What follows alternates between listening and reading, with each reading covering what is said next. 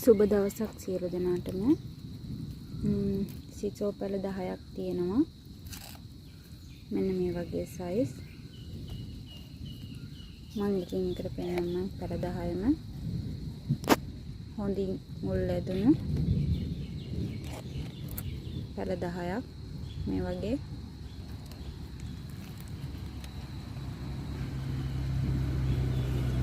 මුල් මෙහෙම ඇවිල්ලා තියෙනවා මේ. පැල 10ම එක සමානයි. මුල් කොළ කිසිම ලෙඩක් නැති සරු පැල. මේ පැල 10ම අවශ්‍ය කෙනෙක් ඉන්නවා නම් කතා කරන්න. වොයිස් එකක් මෙහෙම ගේන්න හිතුවේ.